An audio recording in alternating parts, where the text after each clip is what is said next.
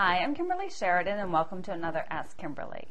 Today's letter is from a man who grew up with a parent who was really focused on scarcity programming and lack thinking. And this gentleman wants to know how can he get beyond that programming that's in his head when he's trying to live from a place of abundance. Let's see what he has to say.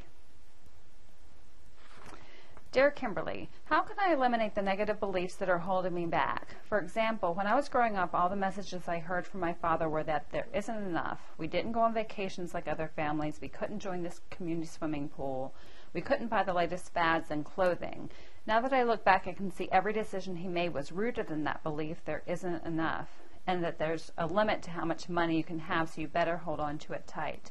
I just can't get beyond this belief. It pervades my thinking when I consider spending any money in my business or even on myself.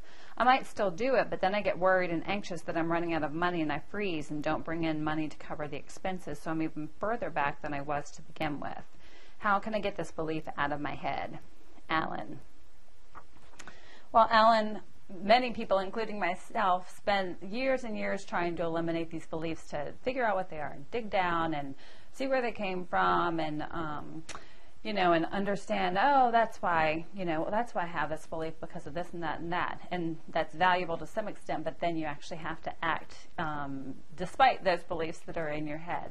And so the first thing that I would say is something that my mentor taught me, which I thought was a really valuable piece of advice, and that is there's only one truth. There's either lack or abundance.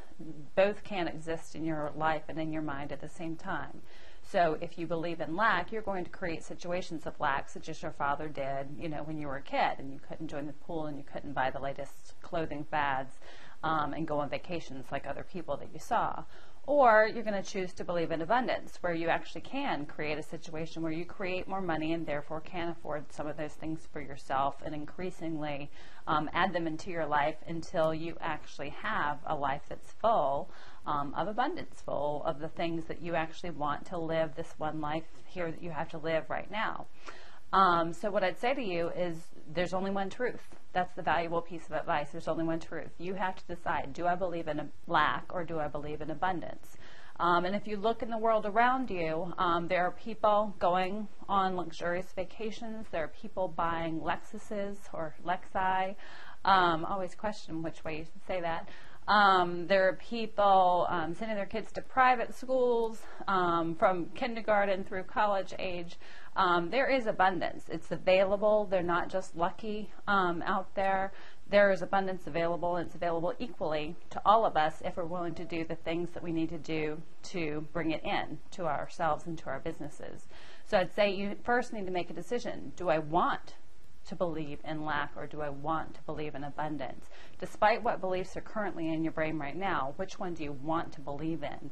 And it sounds from your letter, obviously, that you want to believe in abundance.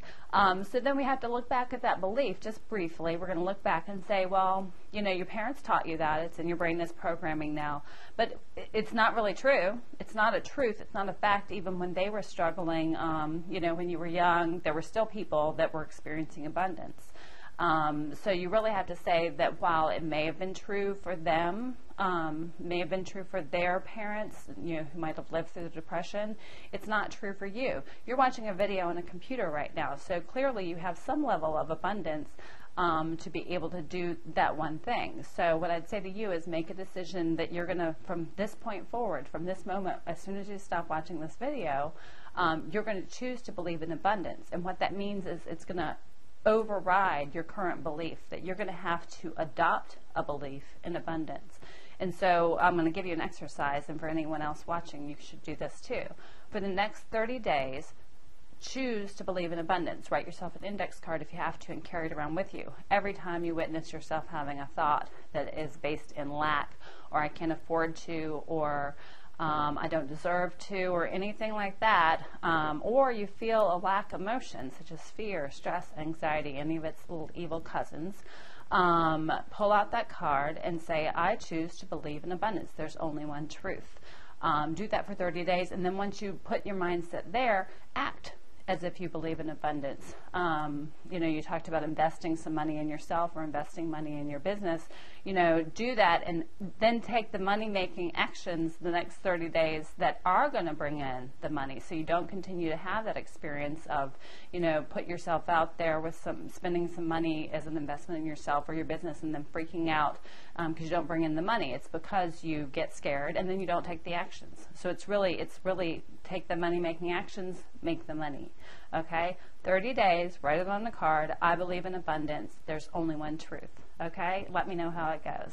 And thanks everybody for tuning in for another Ask Kimberly.